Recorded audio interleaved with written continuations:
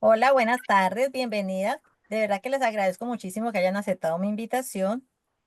Quiero hacer una pequeña introducción, pues para que todos conozcan aquí a mis bellas amigas, que de verdad que le doy muchísimas gracias al Señor por ustedes estar en mi vida y por apoyarme en estas cosas. Entonces, aquí tengo a Ruti Alemán. Ella ha sido mi madre espiritual por muchos años. Desde el 2006 llegué a la iglesia que ella pastoreaba con mi amado pastor Samuel. Llevaban 31 años en el ministerio y como les dije, desde el 2006 asistía a esa iglesia. Son de Cuba y ahorita, pues gracias al Señor, Ruti está aquí en Georgia y es casi mi vecina, pero como les digo, es mi madre espiritual y la quiero por montones, ella sabe. Tenemos también aquí a Dora Forero.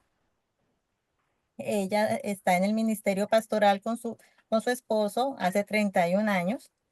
Desde el 2005 están en la iglesia Comunidad Cristiana Shalom, que queda prácticamente enseguida de mi casa allá en Cali, Colombia. Entonces, llevamos 19 años conociéndonos y la pastora es una ayuda grandísima para mí. Siempre está ahí para todo lo que la necesito en el teléfono y le doy muchísimas gracias al Señor por poder contar con sus oraciones. Tenemos también aquí a Miriam Giraldo, que no somos familia, pero compartimos el mismo apellido. Ahora mismo ella es la esposa de mi pastor, el pastor Hernán Porras. Llevan 8 años en el ministerio, es de Colombia y gracias al Señor ahora vive aquí en Georgia y también es mi vecina.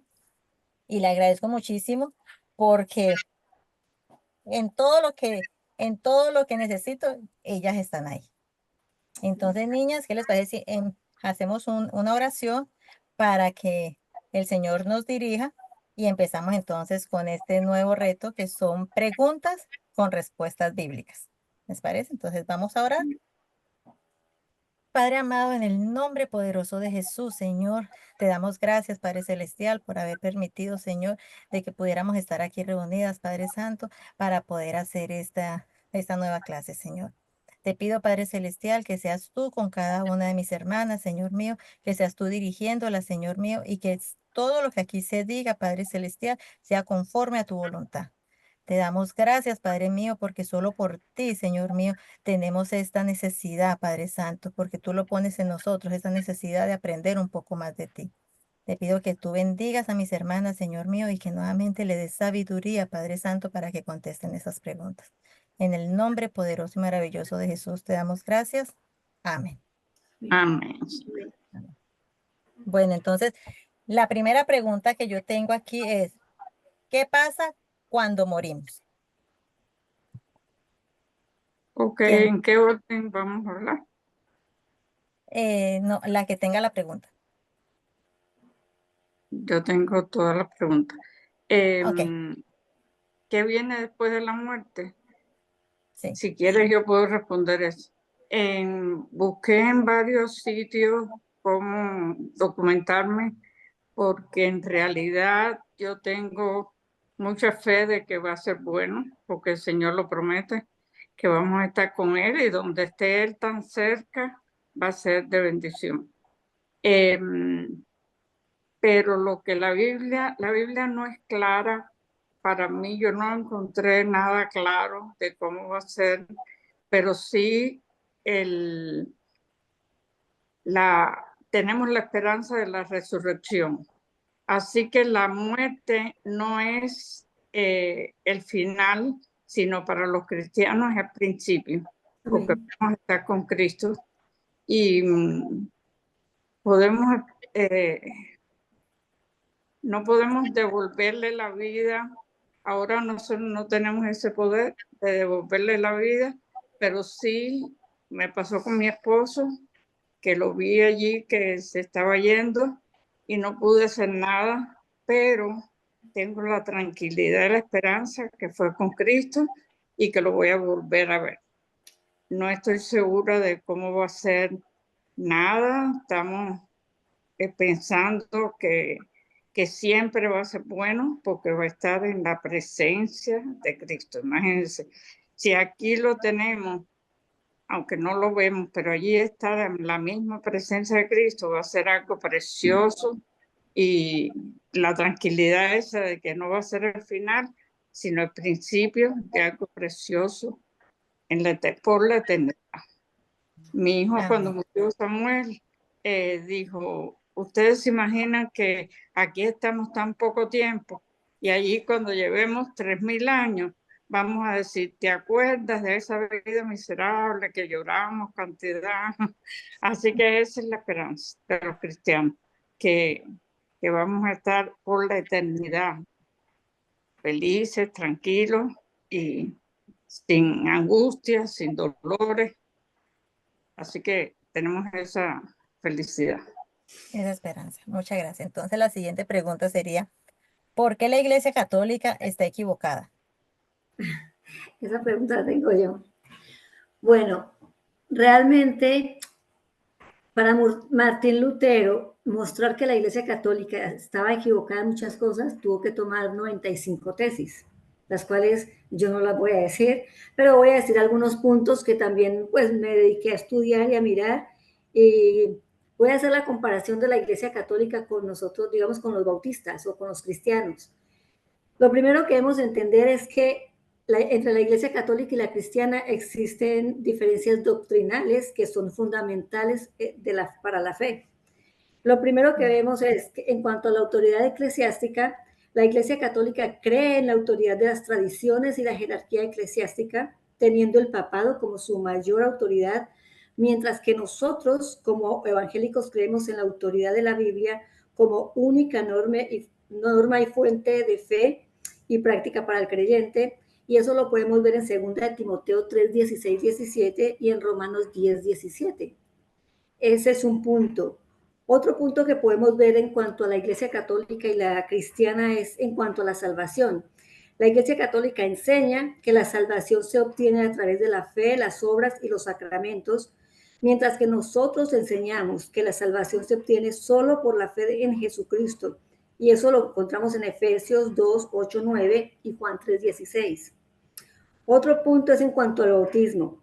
La Iglesia Católica practica el bautismo infantil y cree en el bautismo como sacramento, mientras que la Iglesia Bautista practica el bautismo de creyentes, ya personas no tienen que ser todas adultas, pero que tengan conciencia realmente por qué están así, se están bautizando, no como un niño pequeño que los padres determinan, por él lo llevan y él no sabe nada. Y nosotros creemos que debe ser algo consciente de lo que se está haciendo, pero también para nosotros es un símbolo de la fe misma, es un recordatorio de que el Señor, eso no es la cena, pero el Señor nos mandó a que nos bautizáramos en el nombre del Padre, del Hijo y del Espíritu Santo, y lo encontramos en Mateo 28, 19 y en Hechos 2, 38. Ahora sí, en cuanto a la cena del Señor, la Eucaristía, para la Iglesia Católica, la Eucaristía es un punto muy fuerte, porque ellos creen en la transustanciación. Ellos creen que cuando toman la sangre, cuando están tomando la cena del Señor, ese vino y ese pan se convierten literalmente en la carne de Cristo y en la sangre de Él. O sea que para ellos eso es como si cada 8 días o cada que toman la cena están matando al Señor Jesucristo. Nosotros, por el contrario, no. Nosotros creemos que cuando tomamos la Santa Cena, es un símbolo de muerte y resurrección de Cristo. O sea, es un símbolo, pero tiene una connotación espiritual. A tal punto que dice la Biblia en 1 Corintios que la persona que toma sin discernir el pan y el vino bebe para su condenación. Y esto es cuando la persona no ha entendido lo que es la salvación. O sea, que van porque lo hacen los demás, yo lo voy a hacer. Nosotros tenemos que estar claros en la salvación porque es algo muy importante el participar de la comunión. Y eso lo encontramos en la primera carta a los Corintios 11, 26, 23 al 26 y en Juan del 6 al 53 al 58. En cuanto a la Iglesia Católica, ellos rinden culto a María y a los santos. La Iglesia Católica venera a María y a los santos, mientras que la Iglesia Bautista no los venera y cree que solo Dios es digno de adoración. Eso lo encontramos en Éxodo 20, 3, 5 y Apocalipsis 19, 10. Ya, esos son los... Son muchos puntos, pero son como en estos momentos como los más que podemos ver, que es lo de la autoridad que ellos tienen al Papa, nosotros tenemos la Biblia, lo de la cena, el bautismo y el culto a María. No sé si quedaron bien. Y que ellos creen en los santos también, Pues nosotros, no, ¿no? pues en el culto a María y a Ujú. los santos. Nosotros no, Sí, nosotros creemos que el único intermediario entre Dios y el hombre es Jesucristo, hombre, y punto, no más. No amén, se le añade absolutamente nada. amén. Muchas gracias. Ok, la siguiente pregunta es, ¿debemos orar solo al Padre o también a Jesús y al Espíritu Santo? Ah, esa la tengo yo. Aquí tengo algo muy, pues yo lo busqué bíblicamente. El problema cree que la gente cree que son tres dioses, pero eso es uno solo, ¿no? Vamos a mirar Juan 14, del 11 al 14. Yo lo busqué en este texto que dice así: creedme que yo soy en el Padre y el Padre en mí. De otra manera, creedme por mis obras. De cierto digo, que el que en mí cree, las obras que yo hago, él las hará también, y aún mayores hará, porque yo voy al Padre. Y dice así: y todo lo que pidieres al Padre en mi nombre, lo haré para que el Padre sea glorificado en el Hijo. Si algo pidieres en mi nombre, yo lo haré. Entonces, cuando nosotros entendemos la dimensión del Padre, Hijo y Espíritu Santo, es uno solo. Entonces nosotros somos iglesias trinitarias, pues yo creo que todas somos trinitarias y creemos en el Padre, el Hijo y el Espíritu Santo. Pero aquí hay algo muy importante que está basado en Romanos 8, 26 y 27, donde habla acerca de cómo oramos, porque nosotros de pronto oramos de una manera mecánica, lo hacemos de la manera como cada uno ha aprendido y dependiendo de la relación que tienen con Dios a través de su Santo Espíritu. Pero aquí en Romanos 8:26 dice: y de igual manera el Espíritu nos ayuda en nuestra debilidad, para que hemos de pedir como conviene. No sabemos, pero el Espíritu mismo intercede por nosotros con gemidos indecibles. Cuando nosotros entramos en la dimensión de orar, de acuerdo como el Espíritu Santo hace con nosotros en ese gemir, pero como conviene, porque si no se vuelve una oración rutinaria, monótona y no hay revelación. Cuando hay revelación de la palabra, el Espíritu Santo, aquí como dice, comienza a gemir, dice, en ayuda de nuestra debilidad, pues hemos de pedir como conviene, porque si no nos volvemos como loritos, de una manera mecánica, pero cuando tenemos el Espíritu Santo y comenzamos a orar y a pedirle al Señor frescura, deleite, el Espíritu Santo nos va ayudando cómo pedir como conviene, porque si no se vuelve una relación cansona, se vuelve una relación monótona. Pues yo tengo mucha experiencia en la oración, porque es uno de mis fuertes, y la oración es el aposento, es el lugar secreto y es la habitación. La habitación es aquello que cada día anhelamos, es deleitoso y sabemos que tenemos que orar en el nombre del Padre, del Hijo y del Espíritu Santo, que estos tres son uno solo. Eso es lo que yo apunté. No sé. Ok, muchas gracias. Entonces, la siguiente pregunta nos dice, perdón, ¿por qué los adventistas no son cristianos?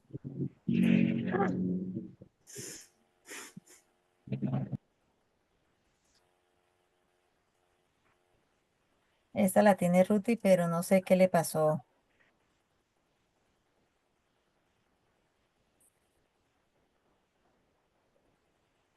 Ok, la siguiente pregunta entonces nos dice, ¿cómo identificar que una iglesia es de sana doctrina?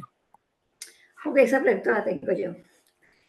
Ok, para nosotros, primero que todo, que hay puntos que identifican una iglesia de sana doctrina, pero nosotros tenemos que conocer la sana doctrina para cuando vamos a una iglesia saber, si yo voy un solo domingo, puedo escuchar bien, pero yo tengo que ir constantemente, pero las principales sería que debe haber una enseñanza bíblica donde se debe predicar solamente de la palabra, no de ninguna, y debe ser como la autoridad, lo que hablamos en el otro, la autoridad de nuestro culto debe ser la palabra, que eso está también en 2 de Timoteo. La centralidad debe ser Cristo. Cristo es nuestro redentor. Cristo es el que compró nuestra salvación.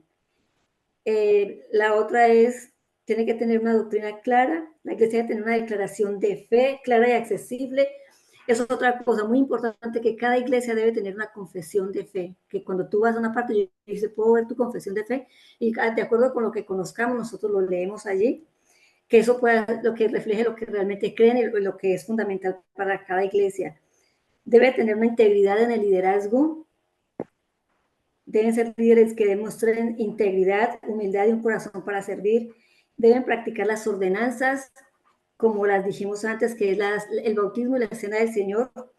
Y deben practicar la comunión amorosa de los hermanos. Es algo muy importante. Debemos entender que la iglesia es el cuerpo de Cristo, es la familia de Cristo, somos los hijos de Dios, y juntos nosotros debemos practicar lo que es la comunión, porque una iglesia que no se lleve bien, ¿cómo vamos a hacer cuando estemos en el cielo? Tenemos que desde ahora empezar a amarnos y ayudarnos los unos a los otros.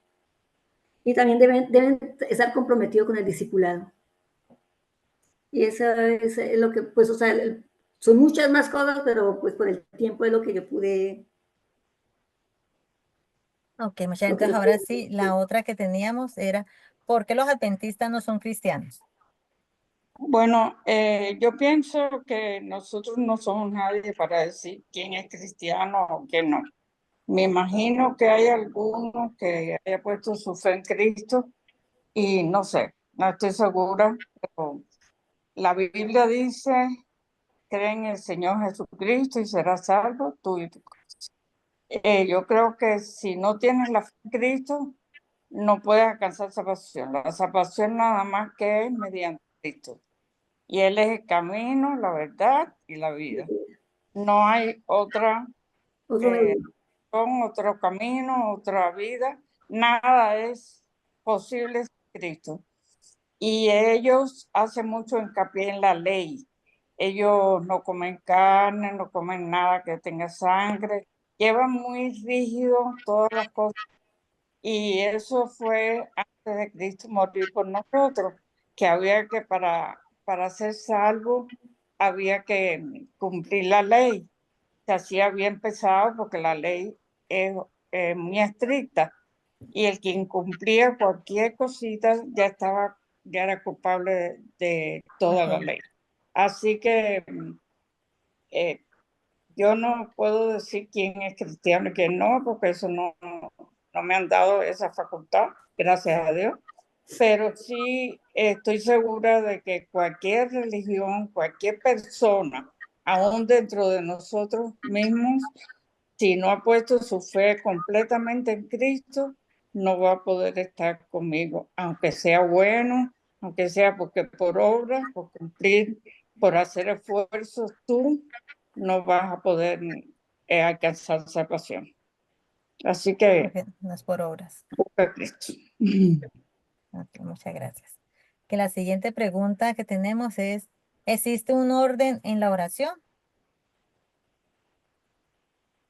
La tengo yo, está en Mateo 6:5, y yo quiero que leamos desde el versículo 9, que dice así, dice, vosotros pues oráis así, Padre nuestro, que estáis en los cielos, santificado sea tu nombre, venga tu reino, hágase tu voluntad como en el cielo y así en la tierra. El pan nuestro de cada día, dánoslo hoy, perdona nuestras deudas como nosotros también perdonamos a nuestros deudores, y no nos metas en tentación, mas líbranos del mal, porque tuyo es el reino, el poder, la gloria y por todos los siglos. Amén. Cuando nosotros hablamos del Padre Nuestro, esta es la oración que nos dejó Jesús, de acuerdo a la palabra. Pero aquí hay tres dimensiones. La dimensión espiritual, que está basada en el versículo 9 y 10. Empezamos a adorar. Cuando nosotros entramos a hacer una oración y a buscar al Señor a través de su Santo Espíritu, comenzamos a adorar, porque tocamos el corazón de Dios y le decimos, Señor, te amamos, tú eres hermoso, tú estás con nosotros. Gracias por cada día bendecirnos y sentir ese gozo, esa paz, ese deleite, ese fuego del Espíritu por orar cada mañana y por oír a la palabra y deleitarnos en ella. La otra dimensión es la terrenal en el versículo 11 y 12, donde comenzamos a pedir. Gracias, Señor, porque tú eres fiel, tú me vas a bendecir, tú me vas a dar, porque a veces llegamos a la oración, solamente a pedir, pero no lo adoramos, no lo exaltamos. Entonces no hacemos como ese tiempo de adoración, y la adoración transforma la atmósfera cambia, ya no, si venimos cargados, cansadas, con llenas de cosas en nuestro hogar, en nuestra situación de relación de pareja, vamos a la adoración y nos sumergimos en la frescura y en el deleite que nos da una tonada del Espíritu de Dios. Y en el versículo 13 habla de la dimensión del mundo de las tinieblas. Cuando nosotros aprendemos a adorar en la dimensión espiritual, en la dimensión terrenal pedimos, y en la dimensión del mundo de las tinieblas podemos romper con toda obra de las tinieblas que quiere traer acechanzas a la casa, traer acechanzas a nuestra vida, en nuestro ministerio, y vamos reprendiendo toda obra infructuosa de las tinieblas que el enemigo quiere poner para que tú no sigas en el propósito y en el destino profético que Dios ha puesto en tu vida. Por eso tenemos que entender que este es un modelo de oración basado en la palabra, pero hay momentos que el Espíritu Santo, como hablábamos anteriormente, como conviene, solamente tú adoras, solamente tú haces guerra de acuerdo a la situación y de acuerdo a lo que el Espíritu Santo está colocando en esta temporada. Por eso en Mateo 6:33 dice, terminando este texto, dice así, dice, porque más buscamos primeramente el reino de Dios y su justicia, y todas las cosas os serán añadidas. Cuando entendemos la dimensión de sumergirnos en una oración de poder, de la dimensión espiritual, terrenal y del mundo de las tinieblas, entendemos que Dios hará su voluntad. Amén. Amén. Ok, la siguiente pregunta que tengo es, ¿cómo puedo saber si soy una verdadera hija de Dios? Esa es mía. Qué lindo. Ok. Esa pregunta es muy interesante, porque esa pregunta, pues especialmente los que creemos en Dios, nos preguntamos, bueno, realmente, ¿cómo yo sé que soy una hija tuya? El primer punto que debe haber hombre o mujer que quiera saber si es hijo de Dios, primeramente es que tiene que reconocer que es un pecador, arrepentirse y que necesita a Cristo como su Salvador. Y que la obra que Cristo hizo en la cruz del Calvario es suficiente para que él sea salvo. Y en ese momento debe haber un cambio en su vida. No es un cambio que sea totalmente radical, pero la relación que uno tiene con el pecado tiene que cambiar, porque ahí es cuando uno empieza a aborrecer lo que Dios aborrece y amar lo que Dios ama. Es lo primero. Si eso no pasa, yo puedo decir lo que quiera que soy cristiana, pero si yo sigo viviendo la misma vida que llevaba antes de conocer a Cristo, algo está pasando. No es que tampoco digamos, bueno, llevo una semana de cristiana y sigue, no, pero que yo vea que sí hay un interés en cambiar. Y a medida que yo voy buscando la presencia de Dios en oración y en la lectura de la palabra y en estudiar la Biblia, yo voy conociéndolo a Él. ¿Cómo voy a cambiar? Si yo no leo la Biblia, yo no sé, no voy a conocer a Dios. Yo no sé lo que a Él le agrada, lo que no le agrada.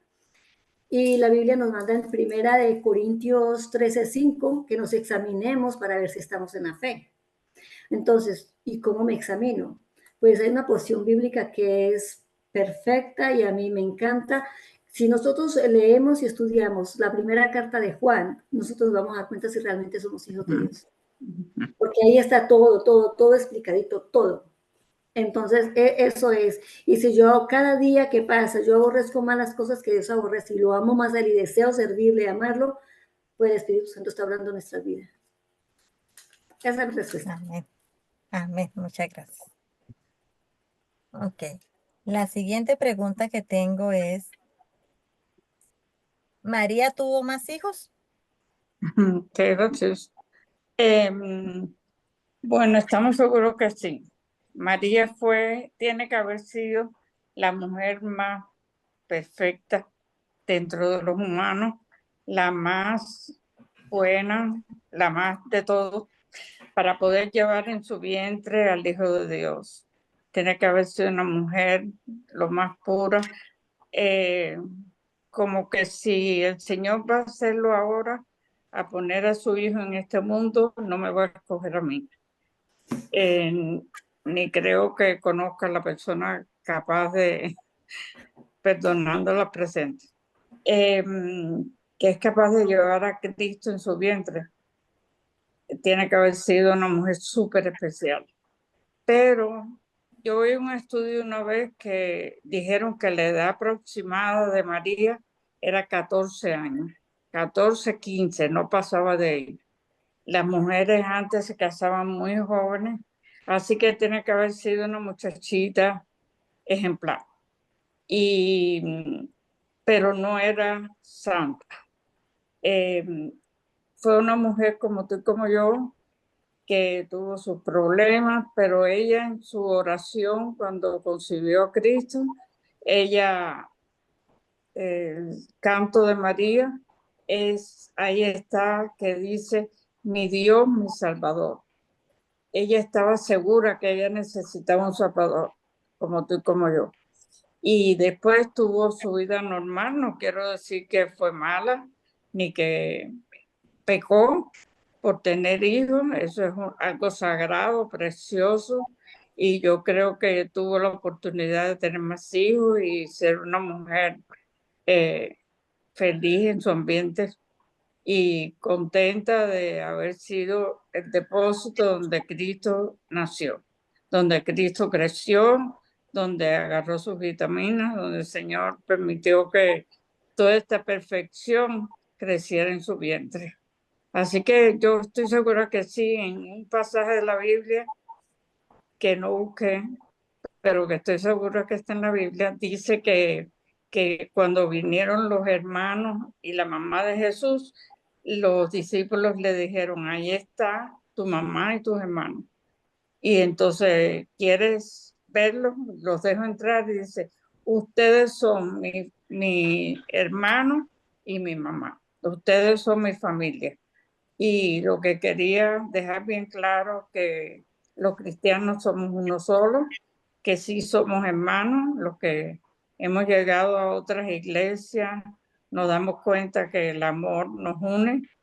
Yo cuando paseo trato de ir el domingo a las iglesias y siempre me he encontrado con gente, con familia. Así que está bien claro que Cristo trató de dejarnos no solos, sino aparte de su espíritu, nos dejó con gente que lo amaba a él y que también es nuestra familia. Y así nos sentimos, ¿verdad?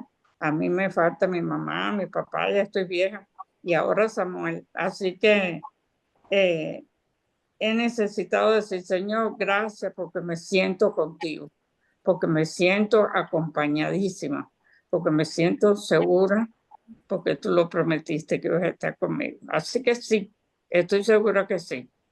Ella necesitó un Salvador también. Ok, muchas gracias. Ahora la siguiente pregunta es, ¿una iglesia donde dan profecía es de sana doctrina? Wow.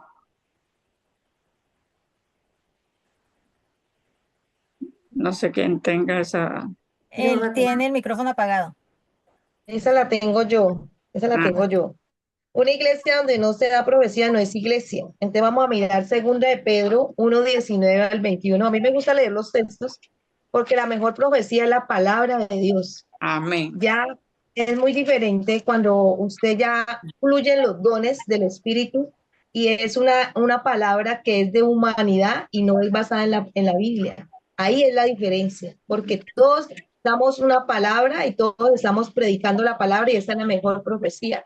Pero también hay que mirar el fluir del Espíritu Santo, que son los dones cuando Dios nos da una palabra para alguien, una palabra de consuelo, una palabra de exhortación y una palabra de paz para esa persona. Entonces, en segunda de Pedro, capítulo 1, versículo 19 al 21, dice así, primera de Pedro 1, del 19 al 21, aquí lo tengo, y dice así,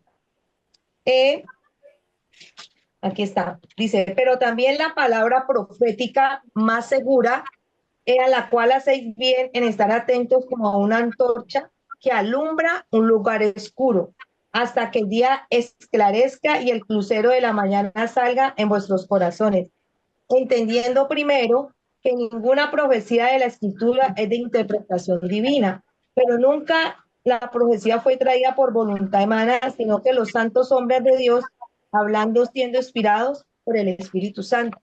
Cuando nosotros miramos este texto, estamos entendiendo que cada uno de nosotros cuando da una palabra, cuando yo predico, cuando mi esposo predica, estamos predicando la palabra de Dios y esa es una profecía. Hay gente que llega cansada, cargada, desgastada emocionalmente. En Colombia pues se ve mucha necesidad económica y cuando hay una palabra rema en la gente dice, esta palabra me levantó, pastor, pastora, soy un hombre, una mujer diferente, salí transformado de la iglesia, porque la palabra trae vida, la palabra trae unción. Y en 1 Corintios 14:13 también habla también de la palabra de Dios. Entonces, ahí tenemos que entender que la mejor profecía es la palabra de Dios, amén. Y esa palabra es viva y eficaz, porque cuando nosotros estamos en el secreto, en la frescura del Espíritu, Dios nos da una revelación a través de la palabra. Y esa revelación trae una transformación que va a hacer un cambio a la persona a través de la palabra. Nosotros somos las vasijas, somos el instrumento, pero la palabra tiene poder. Entonces, en 1 Corintios 14:3 dice, pero el que profetiza habla a los hombres para edificación, exhortación y consolación. Entonces, la palabra de Dios trae edificación, exhortación y consolación. Cuando nosotros vamos a una iglesia y entendemos la dimensión de que tenemos que predicar la palabra, la sola palabra habla al creyente, habla al que está desanimado, habla al que está entristecido. Tú y yo hemos pasado por desierto y la palabra de Dios es la mejor profecía para este tiempo, donde se exhorta, donde se edifica y donde se consuela, porque hay mucha gente que está desamparada, hay gente entristecida. Tú coges un texto, la palabra, por ejemplo, dice, mi paso dejo, mis pasos doy. Nadie la da como yo la doy, el mundo la da de una manera, pero así lo dice el texto. Entonces, cuando tú comienzas a entrar a dar una palabra y viene con una oración, viene con el ayuno, viene una palabra bien fundamentada en el espíritu, esa palabra trae un rompimiento en la persona que la está escuchando. Por eso la mejor profecía es la palabra de Dios. Amén. Amén. Pero entonces aquí le voy a hacer otra pregunta. Hay iglesias que son proféticas y entonces usted va y cuando se termina el servicio, siéntese al lado de acá si usted quiere que le den profecía y se le acerca a una persona de la iglesia y le dice cosas al oído. O sea, esta pregunta viene por ahí. Esas iglesias, eh, esas iglesias que especialmente una persona está ahí para decirle profecía a todos los que llegan, esas iglesias no son de sana doctrina, ¿cierto? Tiene el micrófono apagado. Esa es la iglesia ministerial de Jesucristo. Y ahí está la señora Piraquive, qué pena que lo diga. Eso, sí. Ella, claro, ella no está ahí guiada por la palabra. Primero porque ella lo que usa muchas cosas son dogmas de mujer, de hombre, no está basada en la palabra. Si usted le ve cuando ella habla, cuando ella predica, ella tiene muchas cosas que ha hecho propiamente de su cosa humana, y ahí no va con la palabra. Y cuando hacen eso, ya las personas que van a ese lugar siempre la llaman aparte y les dan una profecía y las atan con esa profecía. Y si no vuelven a esa iglesia, las maldicen. Entonces ahí no está Dios, porque Dios es un Dios de paz, Dios es un Dios de orden. Y la palabra que viene del Espíritu de Dios te tiene que dar paz, contentamiento y no impartir una palabra por emoción. Entonces ahí es donde tenemos que tener cuidado, porque hay que tener discernimiento de qué iglesia es de sana doctrina, como lo sea la pastora Miriam, la hermana Miriam, para entender y discernir que ella no es de sana doctrina. De esa iglesia sí, huyan. Ok, tengo otra pregunta que me dice, ¿qué son los ángeles? ¿Qué son los ángeles? Sí, Ok, los ángeles vienen de la palabra ángel viene de una palabra griega que se llama ángelos y lo que quiere decir es enviado o mensajero. Siempre que aparecen en la Biblia ángeles como como se les dice, ángeles. Alguna versión de la Biblia también traduce la palabra hebrea malak como mensajero. Esas dos palabras se usan para mensajero, pero más ángel. Y nos acordamos en la Biblia quien dio el mensaje a María de que iba a salir embarazada y que iba a tener un bebé del Espíritu. Ese fue un ángel. Y quien le dijo a José que aceptara a María también fue un ángel. Lo vemos durante toda la Biblia, cuando Sara estaba todavía casada, no tenía hijos, quien le dijo a su esposo que iba a tener un bebé y que le iban a poner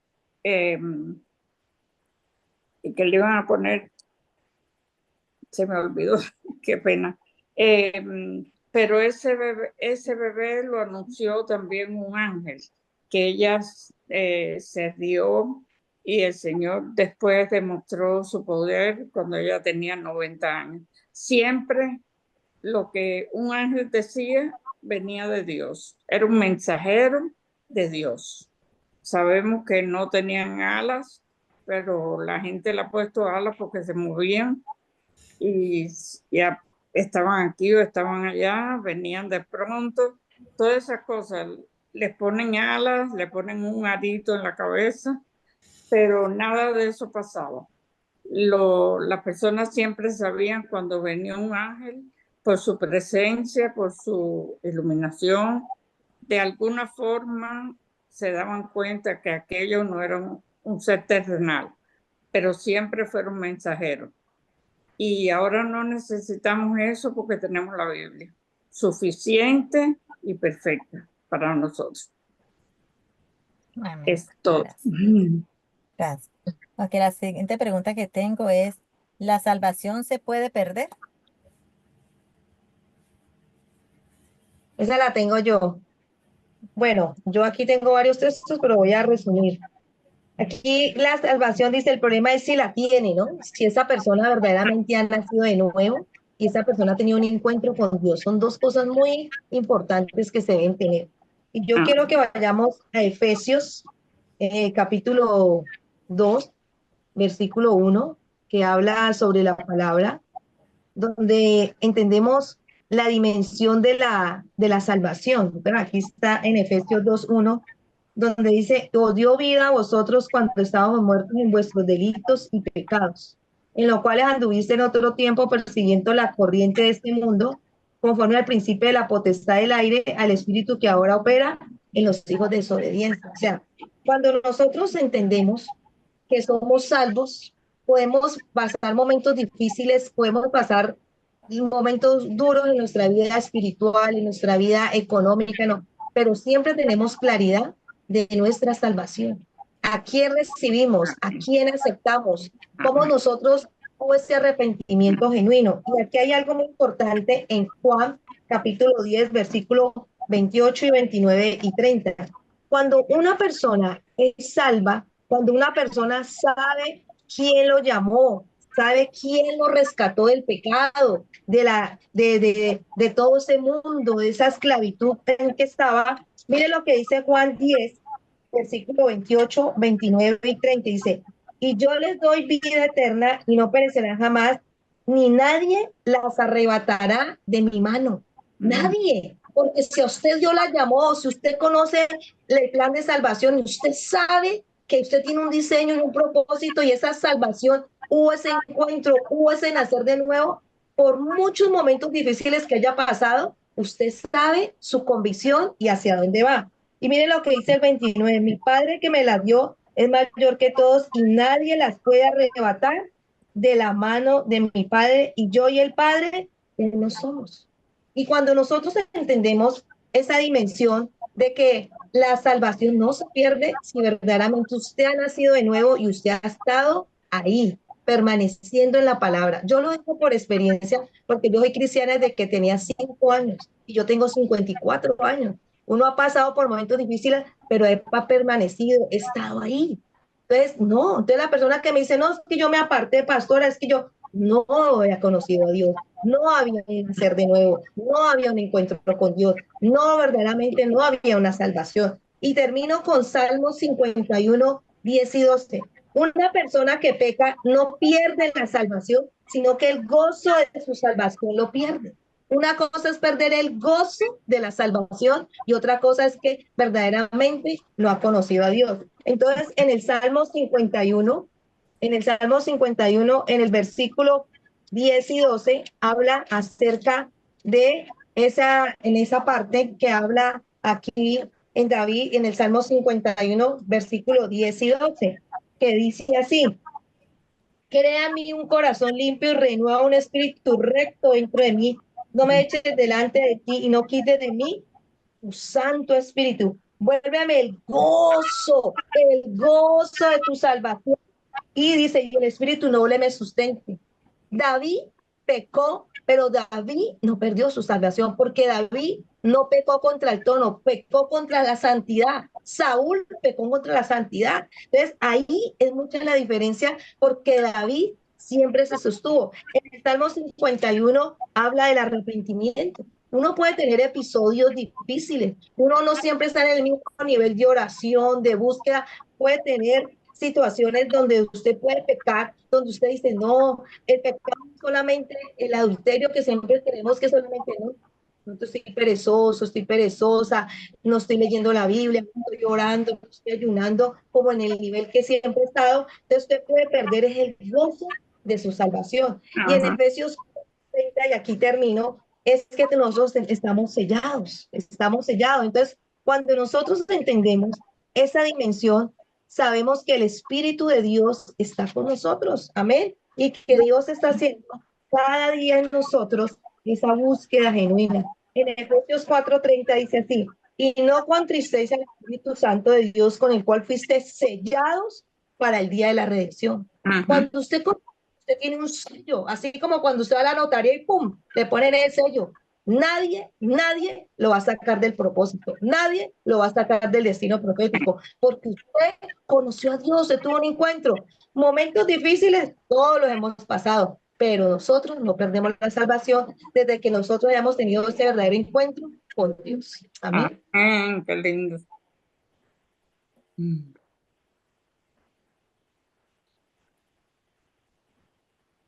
Micrófono, Adriana. Adriana, micrófono.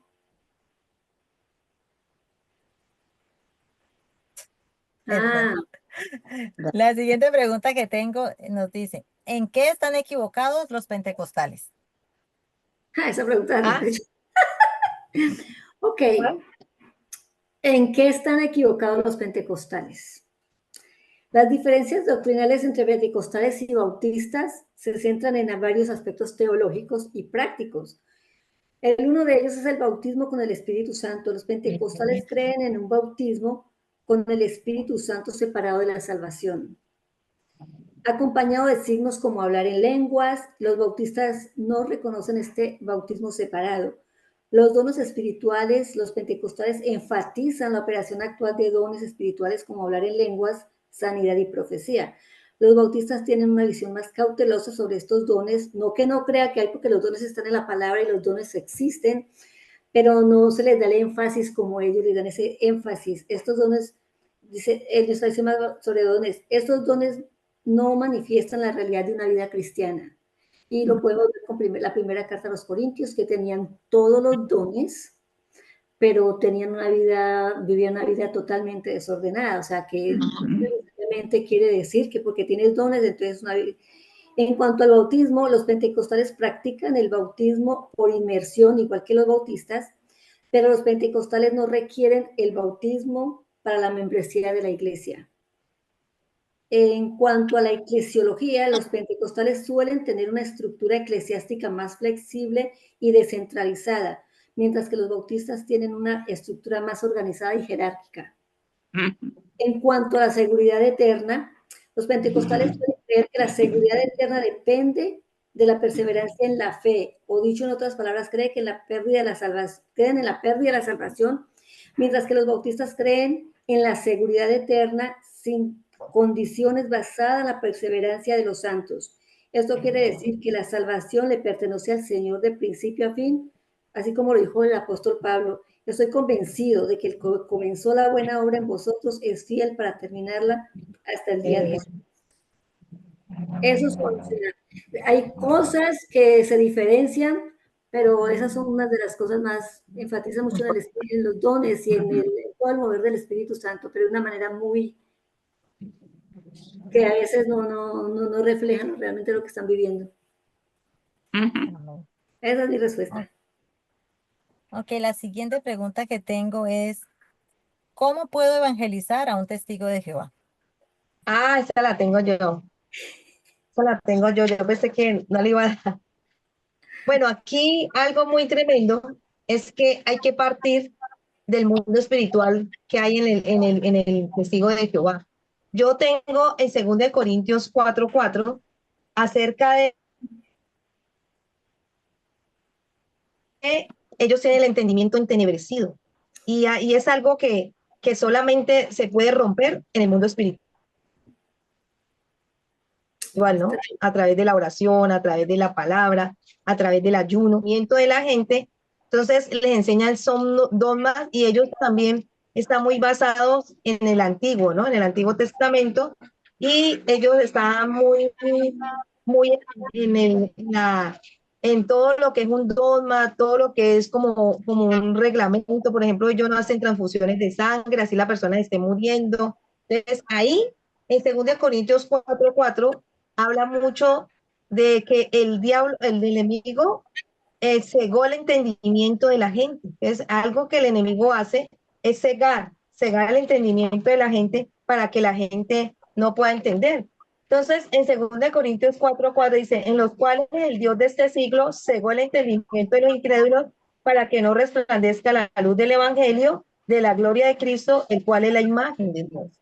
Entonces, para evangelizar primero a un testigo de Jehová, hay que partir verdaderamente qué hay en él, qué fundamentos tiene él. Y basado en la palabra, en oración y en ayuno, y aquí yo creería que tiene que ir de una manera muy sabia, haciendo como una especie de liberación y orar por esa persona para que él pueda renunciar a todo lo que ha conocido en el mundo espiritual de lo que es la palabra, pero de una manera errónea. Y algo que yo tengo también es en Ezequiel 10:18, habla acerca de las vendas mágicas que el enemigo pone en la gente. En Ezequiel 13:18, donde dice, así ha dicho Jehová el Señor, hay de aquellos que cosen vendas mágicas para todos los manos y hacen velos mágicos para la cabeza y de toda edad para cazar las almas, y habéis de cazar las almas de mi pueblo para mantener así vuestra propia vida. Y algo que el enemigo hace con el testigo de Jehová es que le pone una venda mágica. Y cuando habla de cazar el alma, en el alma está la voluntad, los sentimientos y las emociones. Entonces, cuando el enemigo te cautiva las emociones, tu voluntad y tus sentimientos, tiene que haber un rompimiento y tiene que haber una profundidad y tiene que haber, con el mundo espiritual, tiene que haber un rompimiento. Porque si no, esta persona tiene su alma cautiva. Y si tiene su alma cautiva, no puede tomar la decisión de decir, no, esto no es, esto sí es. Y el mismo espíritu tiene que darle discernimiento a esa persona si eso es de Dios o no es de Dios. Entonces, ahí es donde tenemos que tener cuidado y tener sabiduría, cómo discernir y cómo podemos evangelizar a este testigo de Jehová partiendo de que él reconozca que está en un error. Amén. Es Amén. bien difícil. Sí, con los testigos de Jehová es bien difícil. Sí. Niña, les quiero dar las gracias de verdad por haber estado aquí acompañándome, apoyándome en este nuevo proyecto. Muchísimas gracias por estar siempre dispuestas. Ya se nos llegó la hora y entonces Ok. quisiera pedirle a Miriam si tú quisieras orar para cerrar esta clase, este momento. Claro que sí, claro que sí. Gracias. Pues venimos delante del Señor Padre Celestial, venimos esta tarde delante de ti, Señor, agradecidas, Padre, por un día más que tú nos has regalado, Señor, porque tus misericordias son nuevas cada mañana, Padre. Señor, gracias por la oportunidad de compartir tu palabra, Señor. Señor, sabemos que si tú no estás obrando en nuestras vidas, de nada sirve lo que hagamos, lo que hablemos, lo que digamos, Señor. Pero te pido que, Señor, el propósito por el cual Adriana nos ha reunido y has expuesto estos temas sean para la edificación, primeramente de nosotras y de otras personas, Señor. Te pido que seas tú con cada una de mis hermanas, Señor, que nos des cada día más entendimiento, más sabiduría, Señor. Y sabemos que la sabiduría viene directamente de tu palabra, Señor. Cuando nosotros hablamos tu palabra, es la misma sabiduría que estamos hablando, Señor. Así que llénanos de tu Espíritu Santo, que nuestras vidas estén gozosas y que siempre estén rebosando de gozo, porque tú eres nuestro Salvador, Señor Jesucristo. Tú moriste por nosotros, por nuestros pecados, Señor. Y ahora nosotros tenemos la seguridad de la vida eterna, porque tú pagaste un precio que nosotros no podíamos pagar. Así que te damos gracias, te alabamos y te bendecimos. En Cristo Jesús. Amén. Amén. Amén. Amén. Amén. Amén. Muchísimas gracias. Quiero Muy